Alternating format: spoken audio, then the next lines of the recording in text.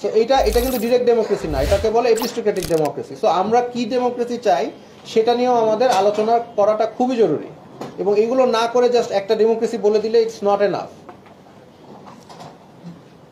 Article 12 এর আপনারা proposal দিয়েছেন যে ফান্ডামেন্টাল রাইটস অফ আদার্স, এবং কি বলেছেন, রিলিজিয়াস ডাইভার্সিটি, এগুলি বলেছেন।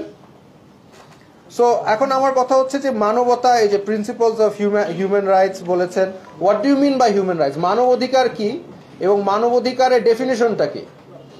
যে কেউ একটা মানবাধিকার আমার উপরে, যে পশ্চিমাদের ওই দ্বিতীয় বিশ্বযুদ্ধের পরে আপনি মানবাধিকার যেটা ঢুকিয়ে দিবেন সেটাই কি মানবাধিকার? আমাদের এই পশ্চিমা মাইন্ডসেট থেকে বের হয়ে আসতে হবে। তো এইখানে আমাদের একটা বিষয় আমি আবার চলে যাচ্ছি যে আমাদের মানবাধিকার কি, আমাদের মূলনীতি কি, এগুলো সবগুলো ডিফাইন করতে হবে। এখানে একটা টার্ম ইউজ করেছেন, সেটা হচ্ছে মোরালিটি। নৈতিকতার মানদণ্ড কি বা নৈতিকতাটা কি আসলে, সেটা নিয়ে আমাদের চিন্তা করতে হবে। যেমন আর্টিকেল 41-এ আপনারা বলেছেন subject to law, public order and morality. I have to ask you, what do you mean by morality? নৈতিকতা কি? নৈতিকতার ডেফিনেশন কি? এটা কি আমার মনের ভিতরে একটা কিছু মনে হইলে নৈতিকতা? আজকে যাদের সামনে এসে যদি বলে আমার মনে হচ্ছে এটা নৈতিক তাই আমি করেছি, এটা বললে হবে? আইন তো হবে নৈতিকতার ভিত্তিতে, কিন্তু নৈতিকতাটা কি সেটা তো আমার ডিফাইন করতে হবে। What kind of moral philosophy are we going to aspire to become as a country, এটা এখানে ক্লিয়ার না।